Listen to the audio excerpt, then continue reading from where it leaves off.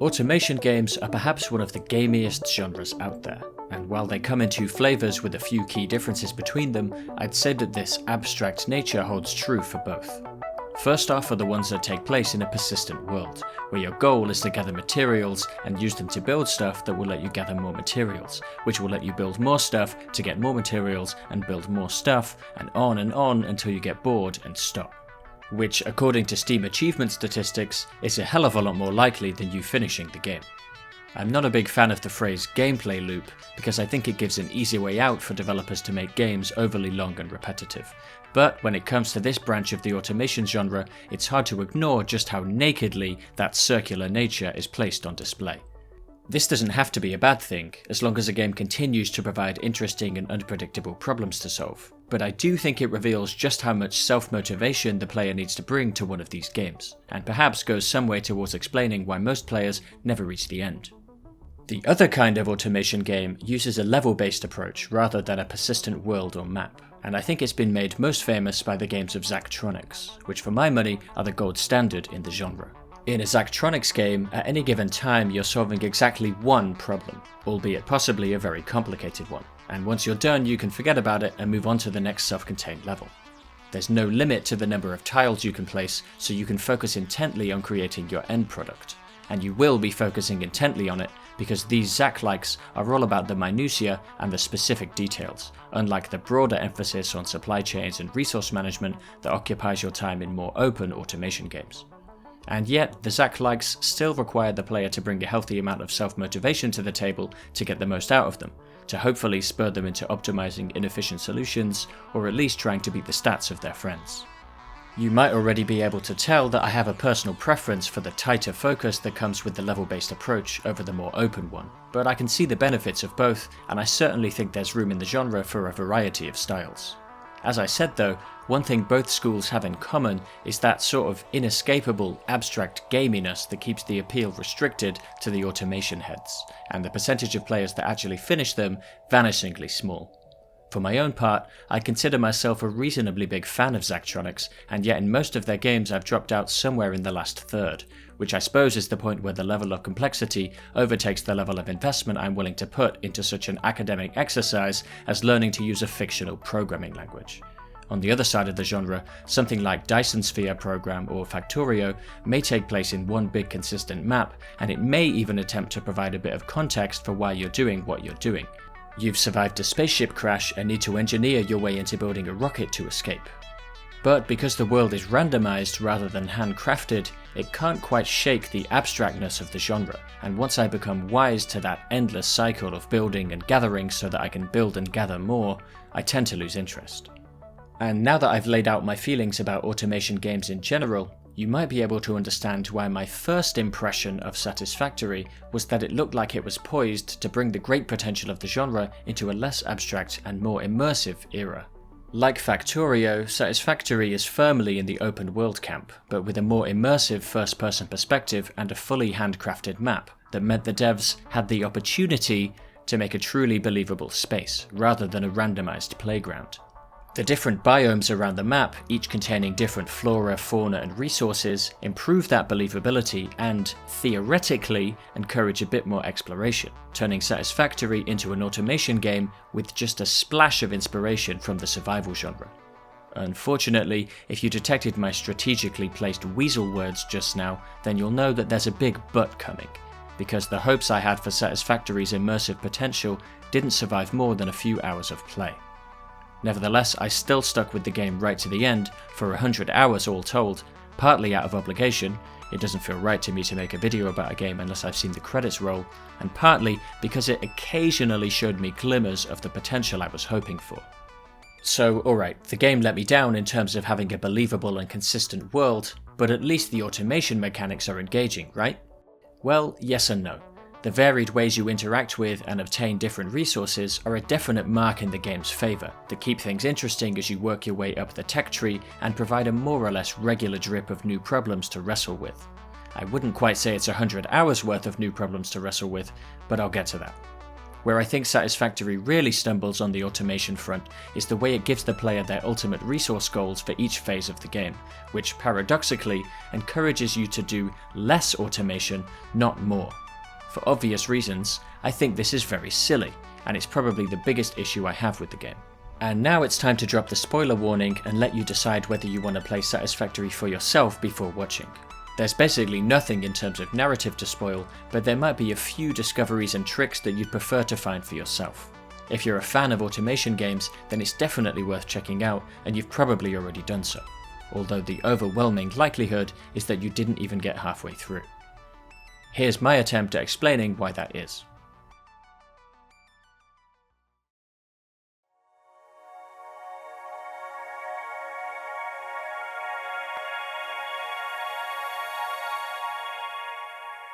So to start at the beginning, I might as well kick things off with a discussion of what my expectations were for Satisfactory, and just what went wrong to leave me disappointed. My hope was that the persistent open world would be used to immerse the player into a more believable environment, with ecosystems to discover, understand, and eventually exploit. I was hoping for a world with a history to unravel, alien monuments to uncover, and an intriguing narrative to piece together to provide a bit more motivation when slogging through some of the duller tasks. In other words, I was hoping for Satisfactory to be a cross between an automation game and Subnautica. I made a video about that game and its sequel a few years back, and while it feels to me like a long time has passed since then, for all I know you were just watching it 10 minutes ago, so I'll try to avoid repeating myself too much. To briefly summarise what I think made it so good, from the very first minute of play, Subnautica immerses you into the survivalist mindset of someone who's survived a shipwreck. You're immediately thrust into dealing with the pressures of hunger, thirst, and oxygen supply, and need to prioritise accordingly.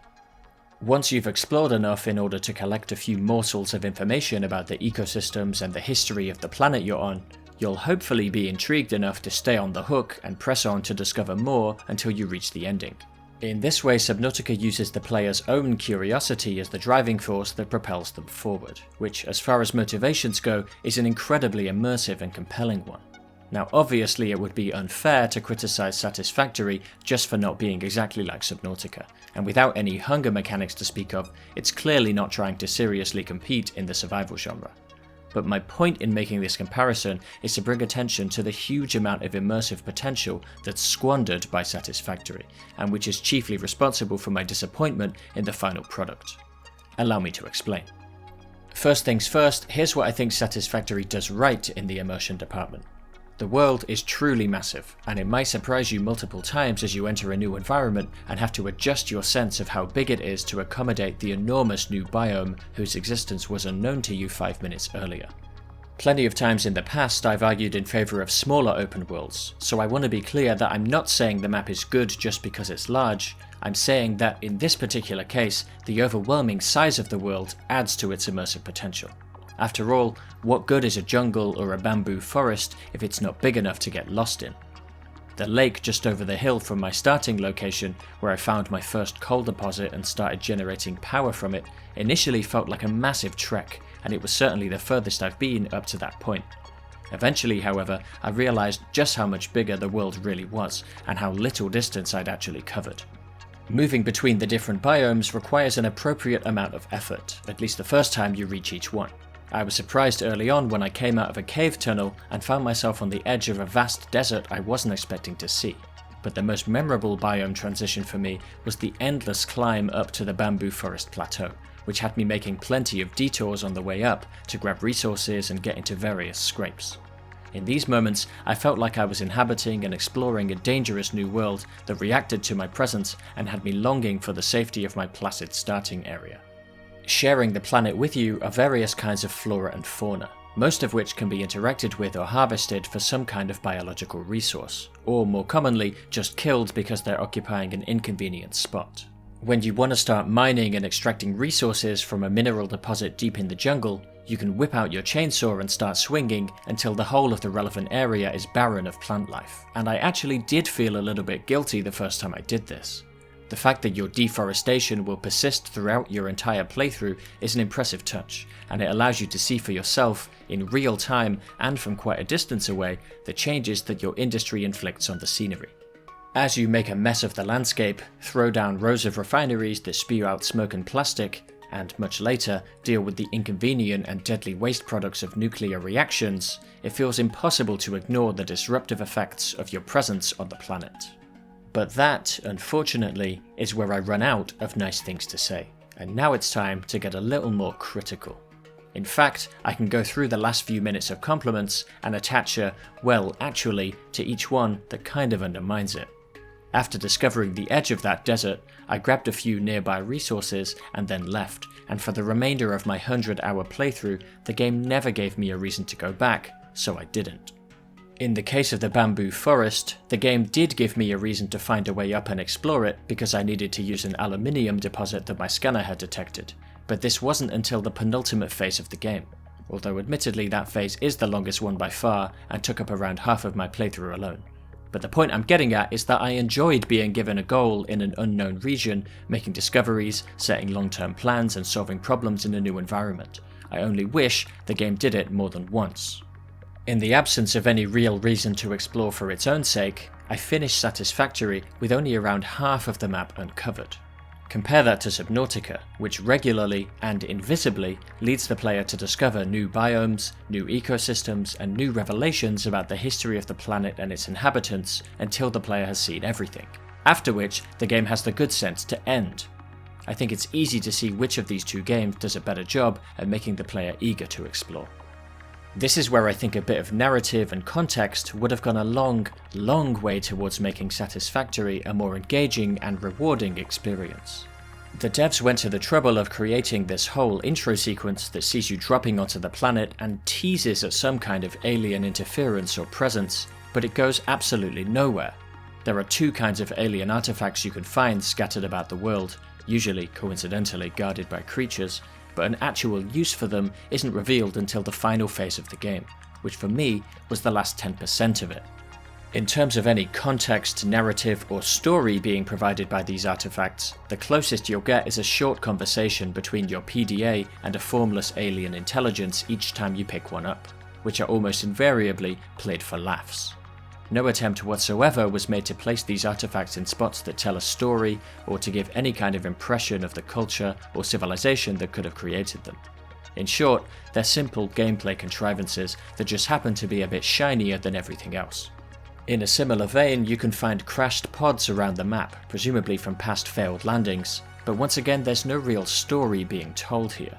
These pods are just how the game delivers hard drives to the player. Very useful items that let you unlock alternative recipes for crafting products. Among all the things you can find while exploring, there are enough scattered building blocks to make something interesting for the player to uncover, but the devs didn't go the last mile to actually bother assembling those blocks into anything coherent. I will remind you that the world of Satisfactory isn't randomly generated, it's handcrafted by human developers, and if they wanted to, they could have shaped that world to contain narratives for the player to find. Here's a suggestion that I think would make use of everything that's already in the game and turn it into something infinitely more intriguing and rewarding. How about placing alien monuments, bunkers and factories around the world for the player to discover with clues about their history and culture to piece together?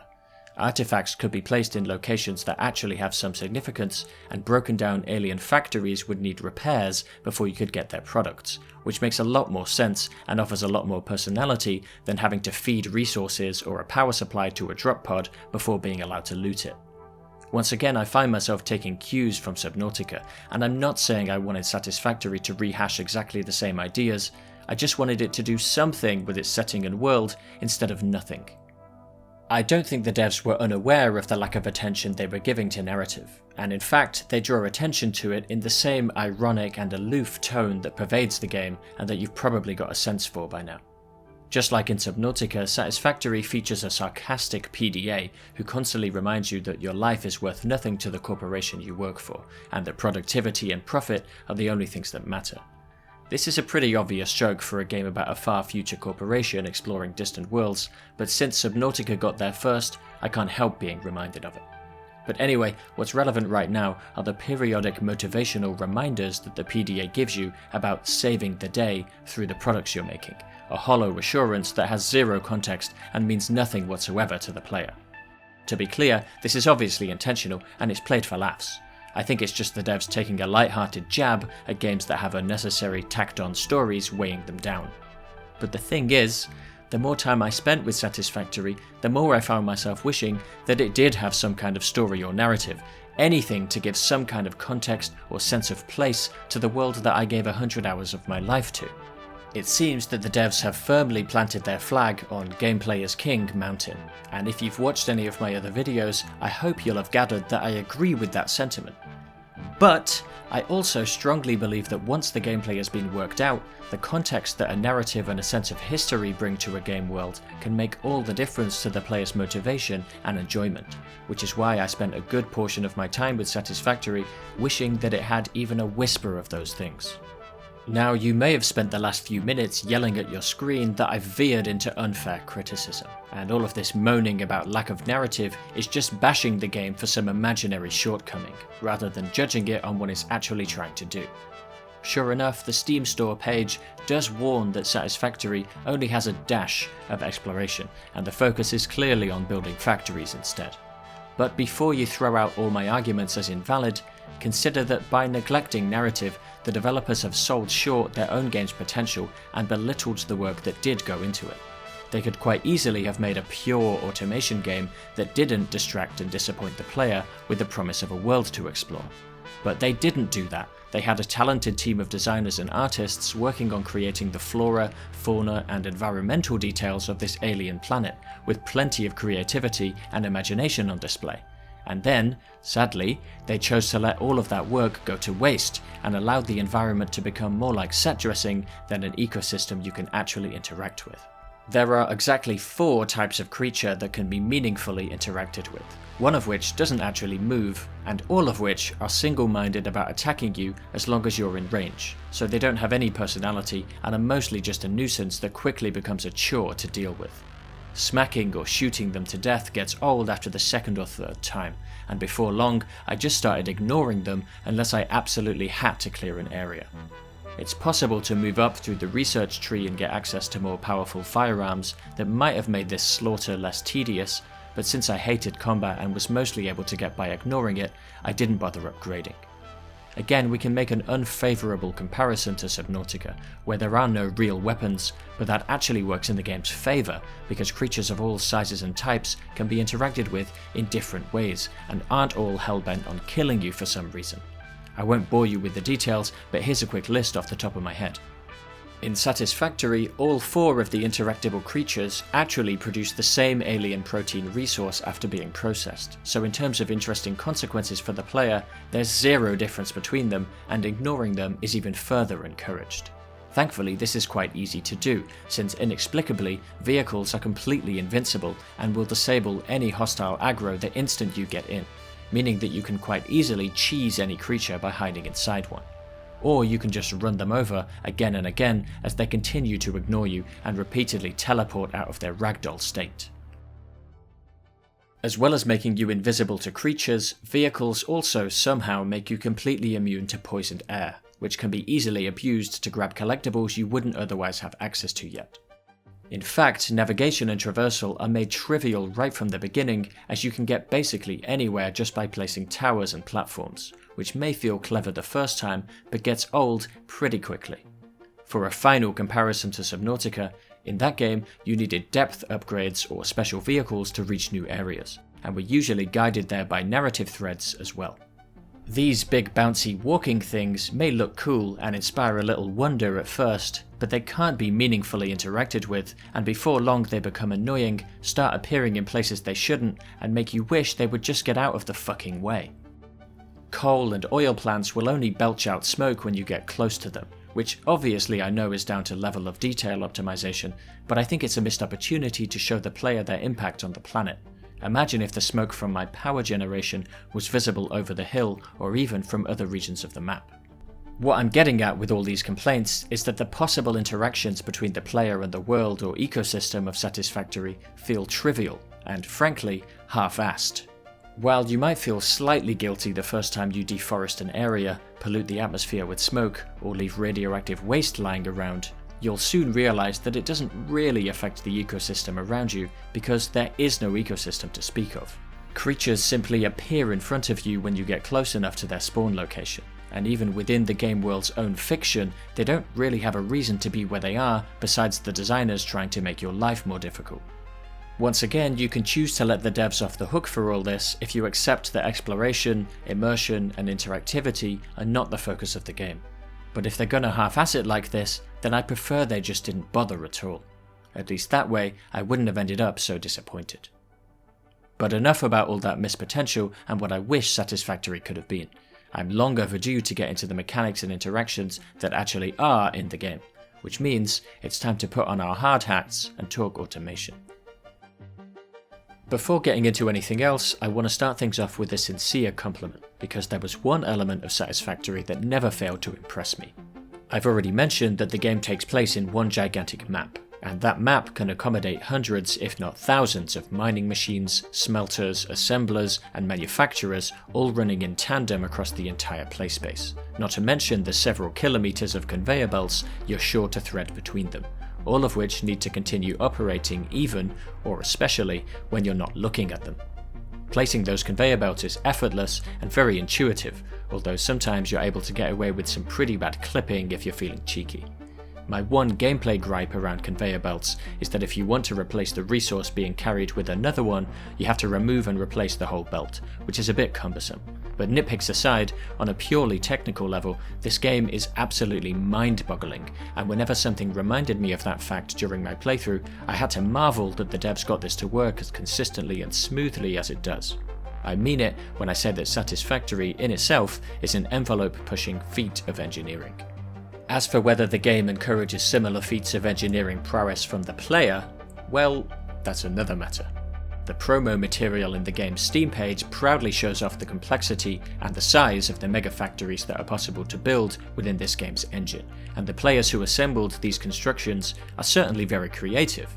But when it comes to the actual mechanics of the game and the way they incentivize the player to interact with it, there's no reason to do anything even remotely as complicated as all this.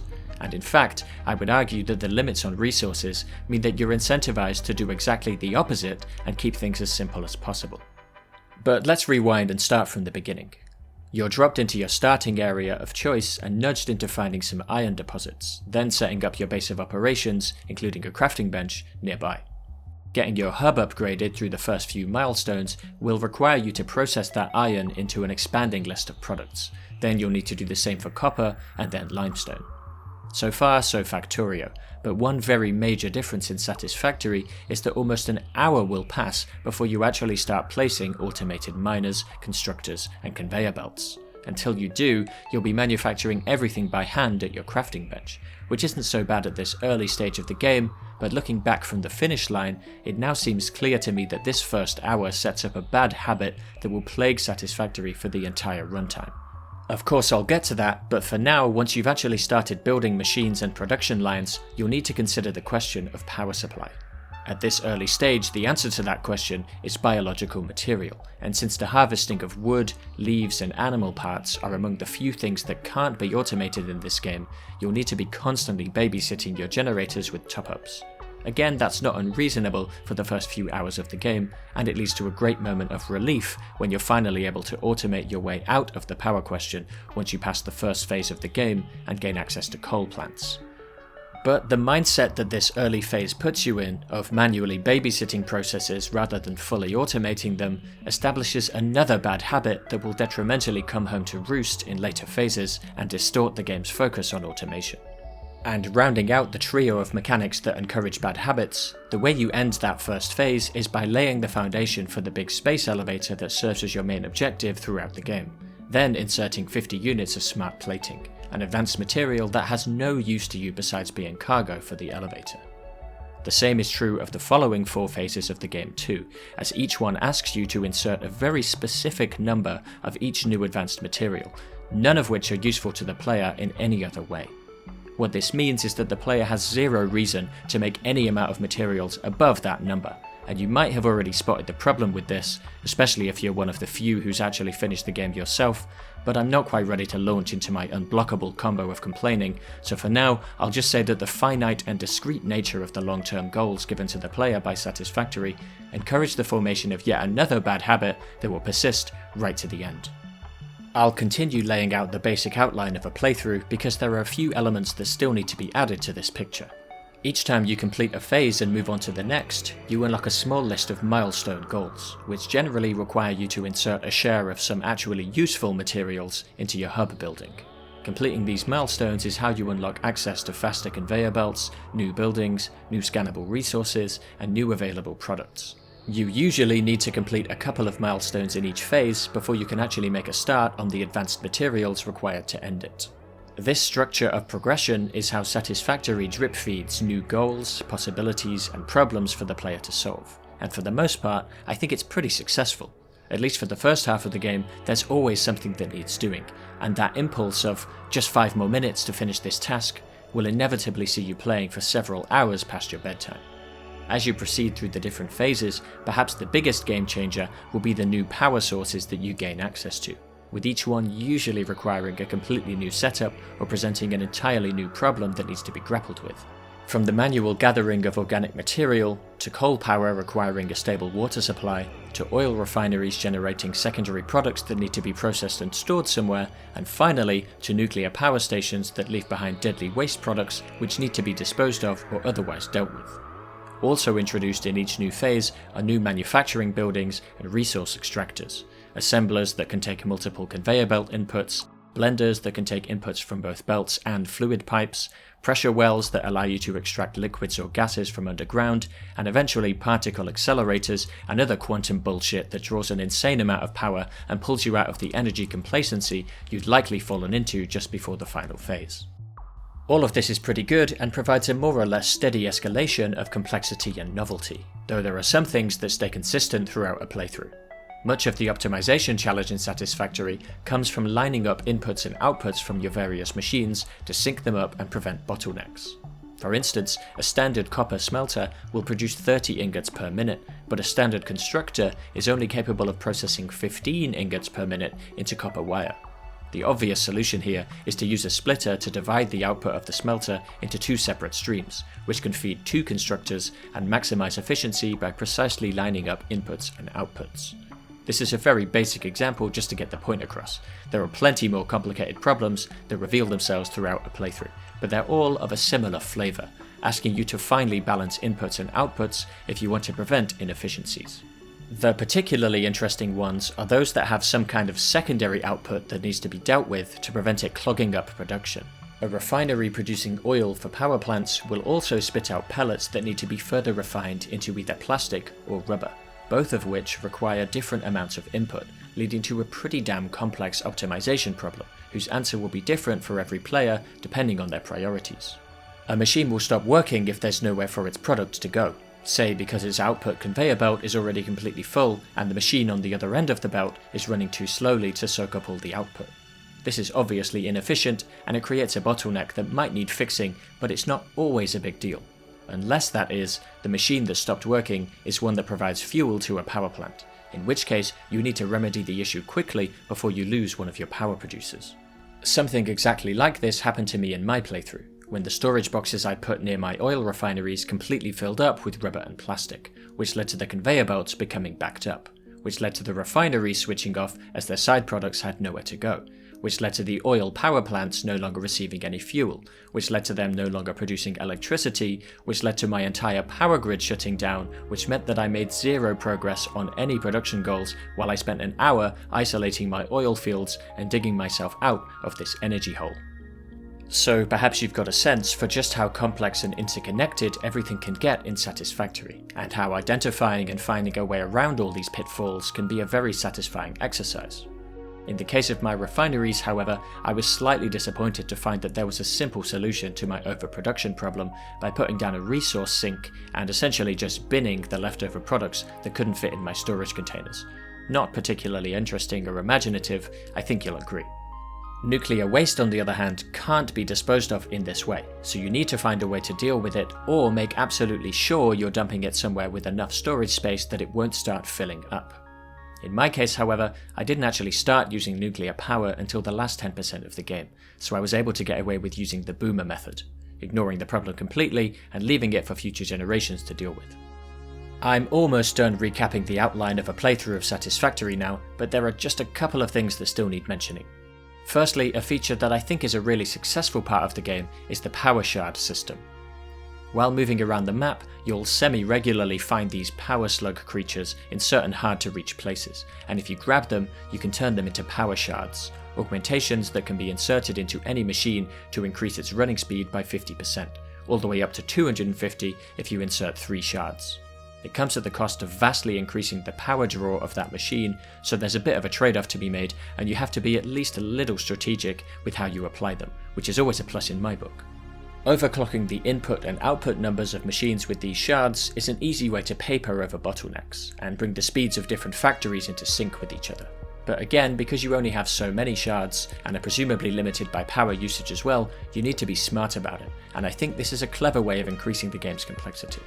I guess you could call these slugs rewards for exploration, and it's usually worth going out of your way to grab them when travelling in a new region, although I still think that some kind of narrative or context for the world would have provided a better incentive to explore. One of the types of alien artifact, the Summers Loop, also ends up having a use which is only made clear in the last phase of the game. They can be inserted into machines just like power shards, but whereas shards will raise production speed by increasing both inputs and outputs per minute, Summers Loops will raise the outputs per minute without changing the inputs, essentially allowing you to get twice as much out of the ingredients of each recipe. In the last phase, where the final products you need to make are pretty complicated and costly, the Summers Loops become indispensable and can be used to save you a hell of a lot of time if used strategically. And in that last 10% of the game, where I was seriously ready for it to be over, figuring out how best to juggle my limited supply of Summers Loops provided a bit of sorely needed variety that helped make getting over the finish line a little bit more bearable. The last collectible worth mentioning is the hard drives that can be found in crashed pods, each of which gives you the choice between a couple of randomly selected alternative manufacturing recipes that can be unlocked for certain products. This is a great feature that I really appreciate in theory, and some of the alternative recipes end up being incredibly useful. For instance, the ability to make screws directly out of iron ingots, rather than having to turn them into bars first, was an absolute revelation that saved me a lot of resources and energy early on.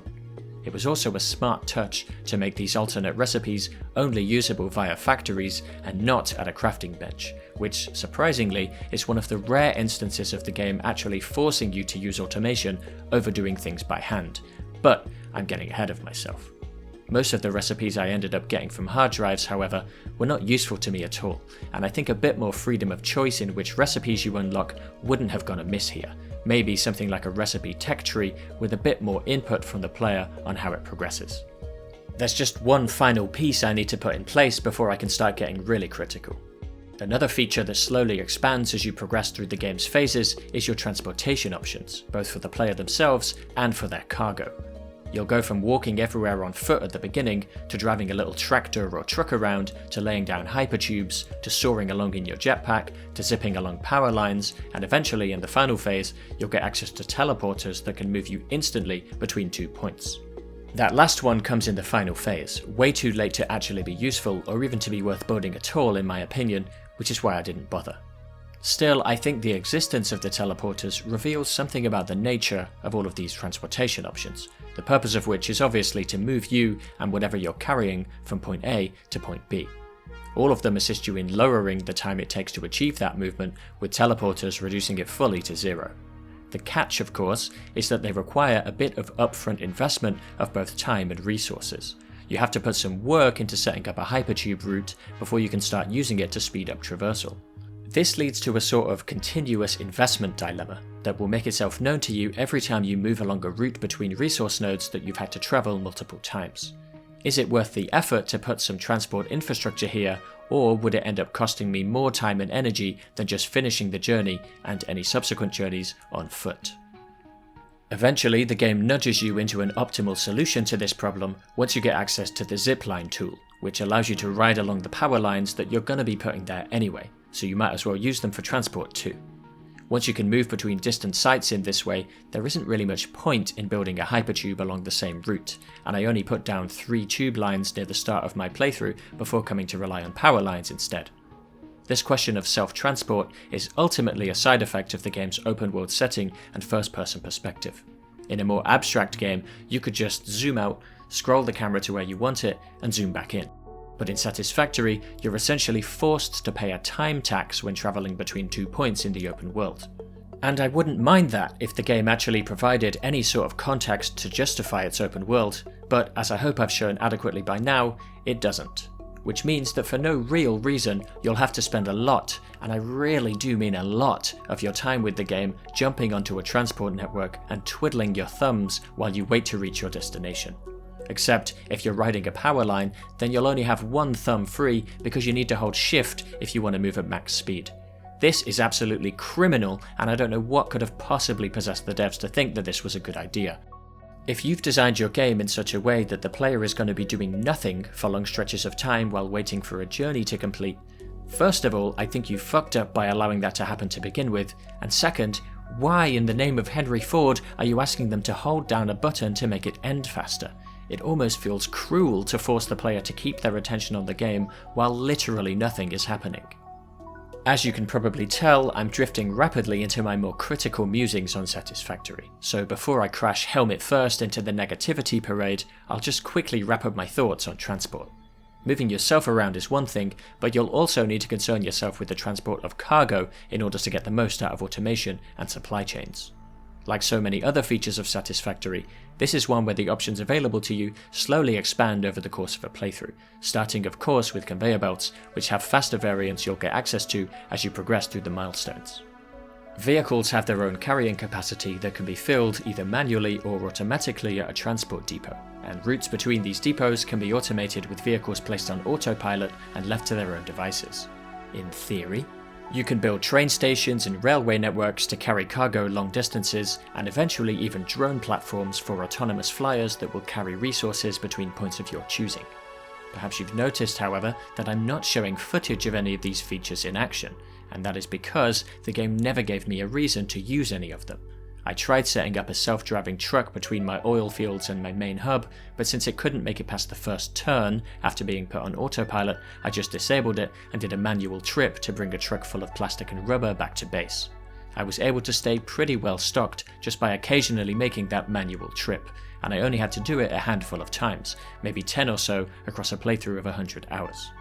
That dilemma I mentioned a minute ago of whether it's worth investing in automatic infrastructure when you know that you can just do it faster manually applies here as well. I'm sure I could have constructed a whole roadway for the vehicle to autopilot itself along without getting snagged on bits of scenery, but the amount of time, effort and resources it would take was simply not worth it when I had the option of doing it manually instead. Likewise, I'm sure I could have built a railway along the beach or a drone network that would have moved my rubber and plastic for me, but by the time that was an option, I'd already got used to just doing it manually once every 5 hours or so. Hardly a frequent enough occurrence to warrant investment in a whole new transport system. And this is all ignoring that when you really do have to set up a consistent supply line that covers a long distance, conveyor belts will pretty much always be the fastest, most reliable, and most resource efficient solution anyway. If it cost nothing to build an experiment with new transport options, I almost certainly would have given the train and drone networks a try. But it's not free, and in fact when you unlock these options, building them requires the use of the highest level of processed materials available to you at that time. Materials that you could instead be putting to use completing milestones or progressing through phases of the game. The investment dilemma that the game so frequently presents you with pushes you to make a decision one way or the other in the name of efficiency and productive allocation of resources, and it seems to me that it has an obvious solution here. If there was some material that could only be transported by train or drone, then there would be a genuine reason to experiment with them, but there isn't. For all intents and purposes, they're ultimately just very expensive cosmetic variations on a conveyor belt, and have about the same gameplay value to me as being able to change the colour of my factories. Which is to say, none. So now, finally, I think I've laid down enough of the groundwork to be able to open the floodgates and let loose the tidal wave of gripes I've been holding back. Let's start by going back to those promo pics on the game's Steam page. To be clear, I don't think there's anything dishonest about them, and they do a reasonable job of showing off the huge amount of theoretical potential that's there if you have the imagination for it. But Satisfactory isn't a tool for freely indulging creativity, it's a game that gives you specific and defined goals around the management of resources and challenges you to figure out the most efficient way to achieve them. Because every factory placed and every investment made costs you something in resources, you're not actually permitted to be infinitely creative. And this is a good thing. Without restrictions or obstacles in place for the player to overcome, there would be no game to speak of.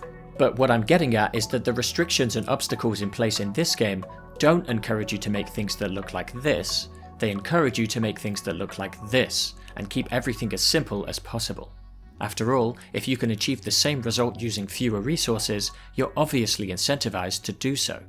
Look at Infinifactory, where the player really does have a near limitless amount of freedom and creativity in how they use their tools to achieve their goal.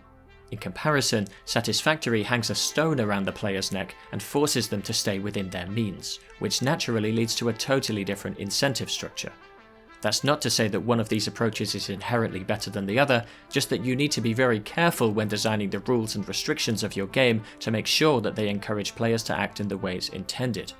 Given the complicated factories that are all over the game's promo material, I think it's a reasonable assumption that the devs of Satisfactory intended for the game to encourage players to make elaborate stuff like this. The thrust of my argument for the rest of this video is that it doesn't, and that it actually encourages exactly the opposite. Let's return to the bad habits that I identified near the beginning of this section. I don't want to be misunderstood, so let me be clear that when I say bad habits here, I'm not suggesting that the player is at fault for interacting with the game in the ways I'm about to get into.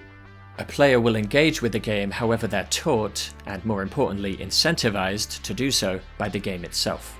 With that in mind, there are 3 things that Satisfactory teaches you very early on that, once internalized, will lead directly to the player being stingy with their automation for all the resource management reasons that I've just been talking about.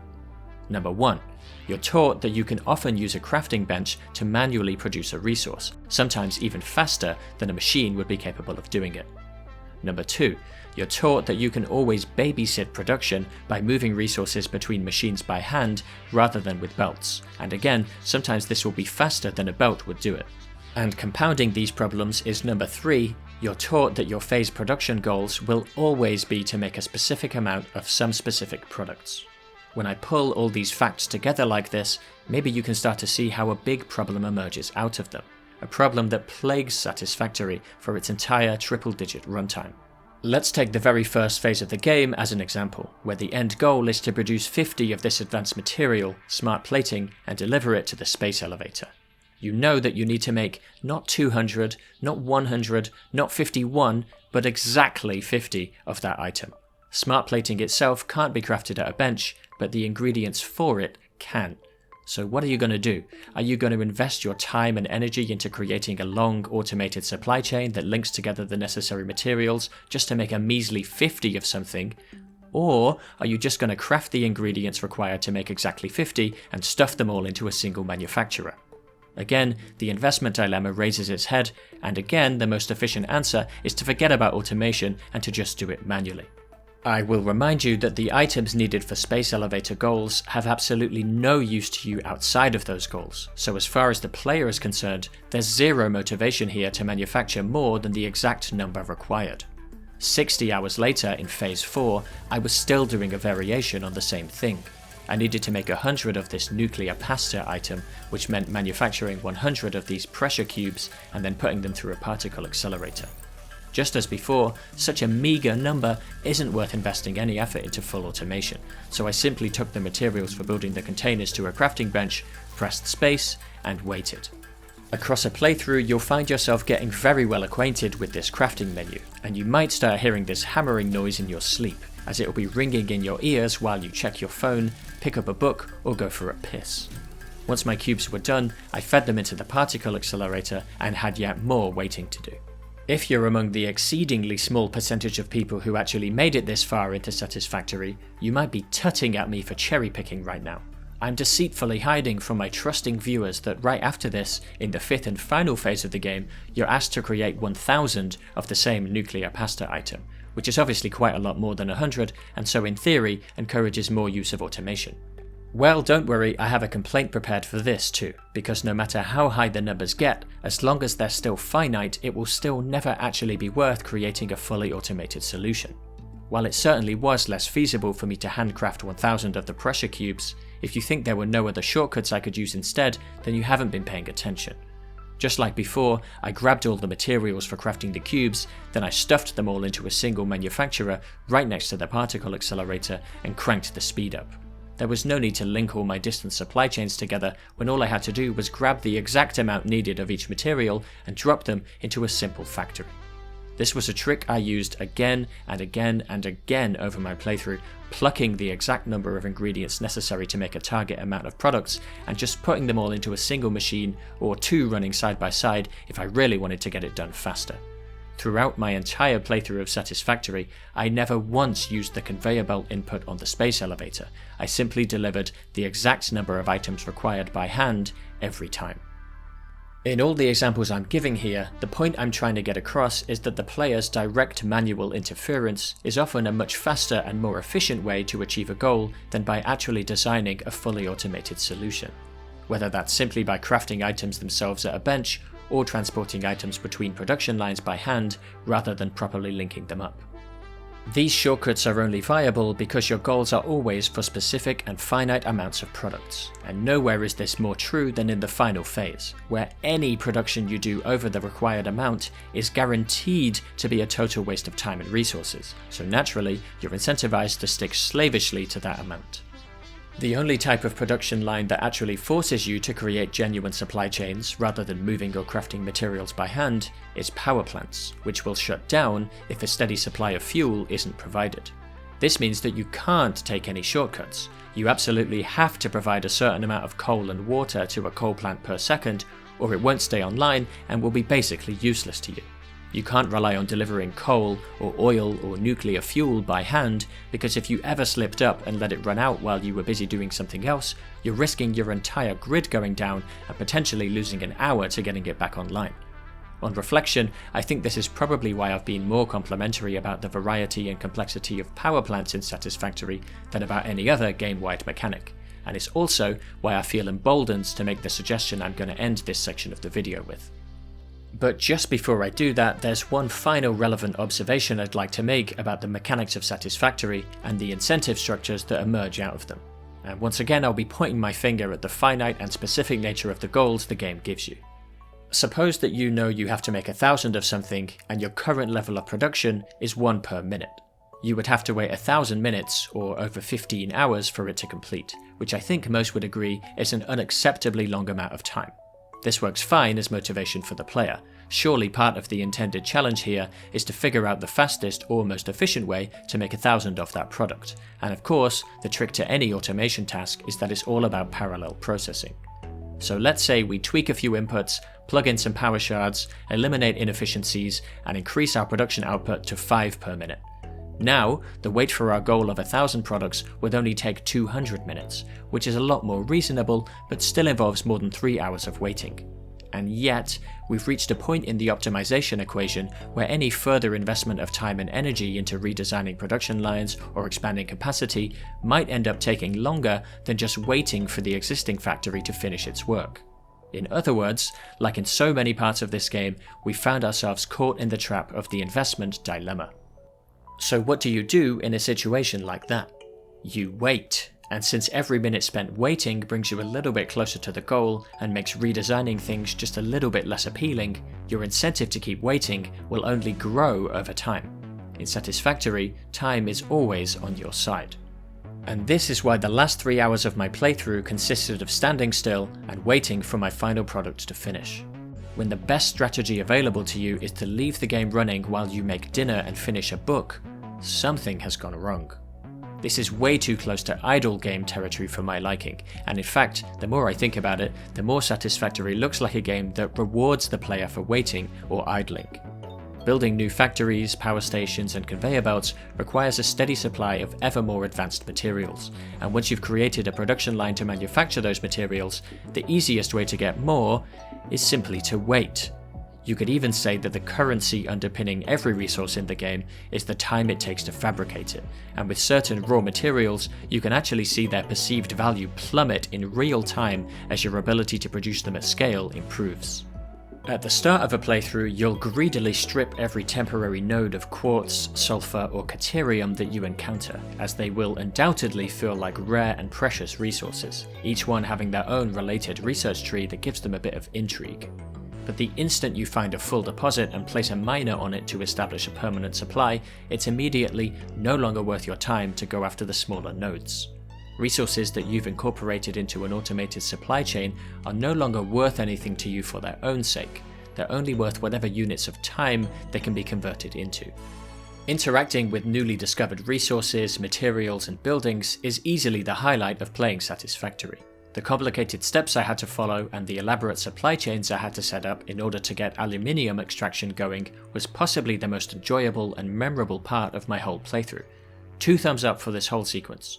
But when you're not engaging with the enjoyable and interesting part of the game, building an intricate factory, what you're left with is the boring part, either waiting until you have enough resources to make that factory in the first place, or waiting for it to run long enough to produce the required amount of products.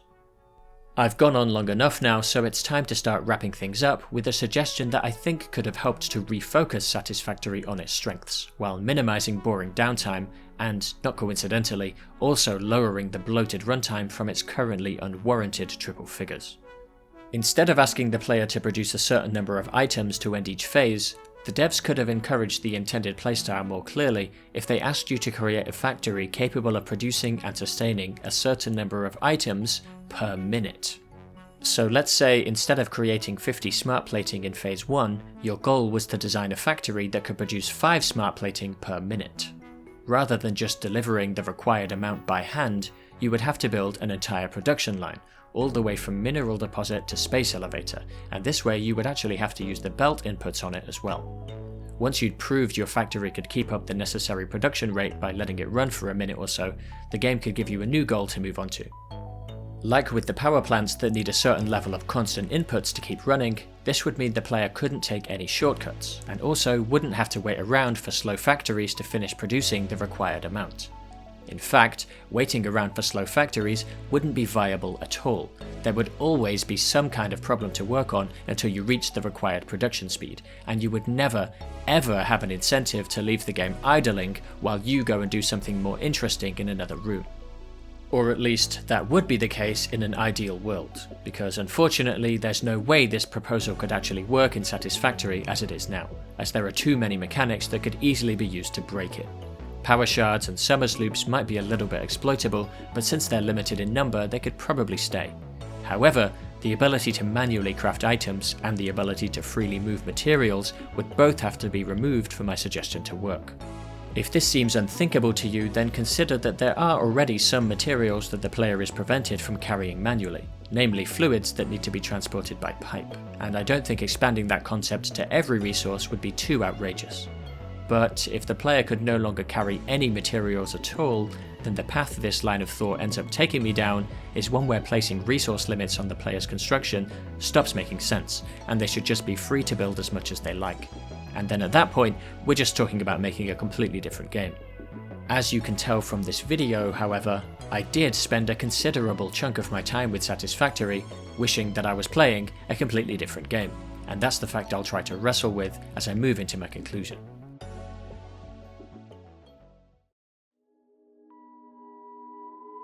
The main culprit I would point to for my issues with Satisfactory is the game's divided nature. It can't seem to make up its mind whether it wants to encourage the player to be careful with resources and use them sparingly, or whether it wants them to embrace their imagination and go all out with extravagant and flashy production lines. The tension here is obvious when you consider that the promotional footage of the game shows huge factories that are realistically unfeasible for a player constrained by resources to build. To put it in comparative terms, the game seems to be going for something in between Subnautica and Infinifactory, but without the benefits of greater focus that either of those games enjoy, it ends up falling short of both. In Subnautica, inventory limits and resource requirements for buildings serve to encourage forward planning and exploration into new areas. You can't just wait for machines to harvest more uranium, you have to actually go out and get it. In Satisfactory, the resource requirements place limits on how freely the player is able to build and forces them to wait for factory production of materials to catch up to their imagination. And all in the name of what? Surely not immersion, because there's no substance to the world of Satisfactory that the player could immerse themselves in even if they wanted to. In Infinifactory, the focus is solely on presenting interesting automation problems, and the only way the player can interact with the game is by modifying their automated factory and then giving it a test run. This is such a basic observation that it feels absurd to be pointing it out, and yet I have to say it so that I can turn my head to Satisfactory and boggle at the fact that it gets this wrong. In Satisfactory, the player is capable of doing a lot of work by hand that could otherwise be automated, like crafting materials at a bench or moving them manually between distant locations. Often, this can even be done faster by hand than by automation. And because your production goals are always for a limited amount of items, this means that you're constantly subject to what I've been calling the investment dilemma, where you have to make a call between the effort, time and resources you might invest into an automated solution, or just manually moving or crafting precisely the required amount and saving yourself the work.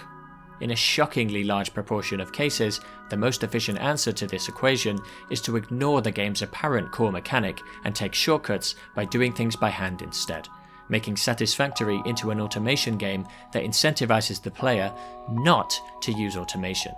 And I mean, that's pretty much the final blow, isn't it? There's no coming back from that. But despite my numerous criticisms, I don't hate Satisfactory and I don't think it's a bad game. It's just that, as is so often the case, I can't help but be disappointed by the mountain of missed potential. Or perhaps I should say missed potentials, because if the devs had just picked one of the two largely incompatible design directions in the game and fully leaned into it, we could have ended up with one of two very different games that I might have been talking a lot more positively about right now. If they'd focused their attention on making a believable world worth getting engrossed in, with a history and alien culture to discover and piece together, we could have had an experience to rival Subnautica in its ability to immerse the player and make them care about the space they're inhabiting and the changes they're causing. On the other side, if the devs had instead focused on making a pure automation game with more complications and variety in possible production lines, and crucially, goals that didn't encourage the constant use of shortcuts and paths of least resistance, we could have had a game that set a new genre standard for complexity. Much of my playthrough was spent wishing that I was playing one of these imaginary games. As it is now, however, Satisfactory's fingers are far from grasping at either of those heights, and there's an irreconcilable clash between the pure focus on automation implied by the Steam page and the embodied first-person perspective that the player takes on and that ends up restricting them so much.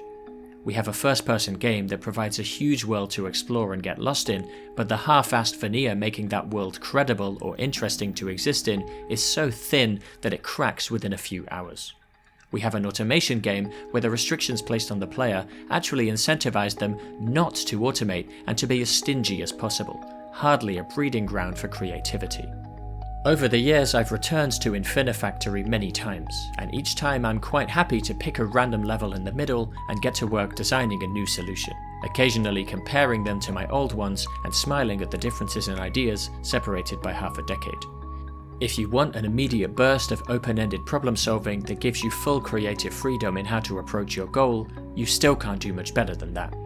Sadly, when it comes to Satisfactory, it may be an impressive technical achievement, but there's just way too much fluff and waiting preventing you from getting to the actual interesting part of the game, and after slogging through to the end once, I can't see myself ever picking it up again in the future. If it wasn't for the duty I felt to finish the game for this video, I would have ended up as one of the many players that didn't even reach the halfway point.